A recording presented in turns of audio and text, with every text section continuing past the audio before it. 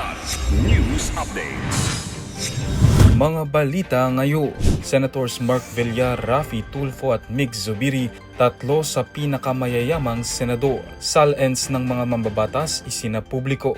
Senior citizen na kasambahay sa Rizal pinatay ng dating katrabaho. Hosting ng ASEAN Summit sa 2026 formal nang ipinasa sa Pilipinas. Ako po si Cesar Soriano para ihatid ang mga nangungunang mga balita sa buong kapuluan. Ngayon, Si Senador Mark Villar ang pinakamayamang miyembro ng Senado batay sa 2024 Statement of Assets, Liabilities and Net Worth o SALN matapos magdeklara ng 1.2 bilyong pisong net worth nang walang iniulat na utang. Sumunod sa kanya si Senator Raffy Tulfo na may 1.05 bilyong pisong pinagsamang yaman kasama ang asawang si Representative Jocelyn Tulfo ng ACT-CIS Party List. Kabilang sa kanilang mga pag-aari ang mga mamahaling sasakyan, real estate properties at malaking halagang deposito sa bangko. Samantala si Senator Francis Cheese Escudero ang may pinakamababang net worth na 18.8 million pesos na binubuo ng mana, personal savings at ilang sasakyang koleksyon. Kasama rin sa mga may mataas na yaman sina Senator Erwin Tulfo na may 497 million pesos, Juan Miguel Zubiri na may 431 million pesos, Panfilo Lacson na may 244 million pesos, gayon din si Robin Padilla na may 244 million pesos. Ang paglalantad ng SALN ay hakbang ng Ombudsman upang itaguyod ang transparency at pananagutan sa hanay ng mga opisyal ng pamahalaan. Sensitibong balita. Natagpo ang wala ng buhay at duguan ng isang 70 taong gulang na kasambahay sa loob ng kanyang kwarto sa tinutuluyang bahay sa barangay San Isidro, Taytay, Rizal.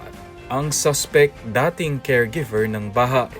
Batay sa paunang investigasyon ng Taytay MPS, napag-alamang may utang ang suspect sa biktima na inalok din ito ng trabaho.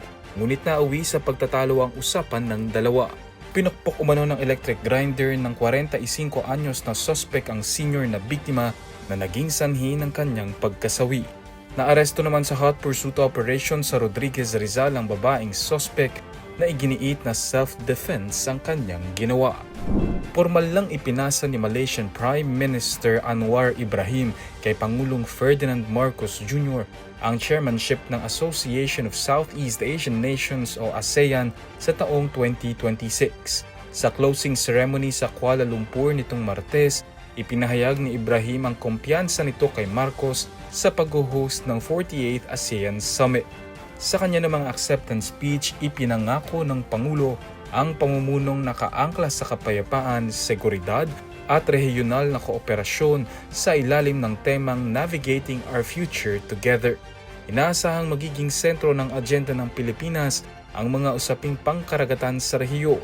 Kasunod ito ng panibagong tensyon sa South China Sea, partikular na sa kamakailang deklarasyon ng China sa Scarborough Shoal bilang National Nature Reserve, bagay na inalmahan ni Pangulong Marcos. Tiniyak naman ng Pangulo na iimbitahan nito si Chinese President Xi Jinping sa Maynila sa 2026. Para sa Kidlat News Channel, ako si Renzo Lenon, nag-uulat. ako po si Cesar Soriano, kasama nyo sa bawat pagputo ng balita.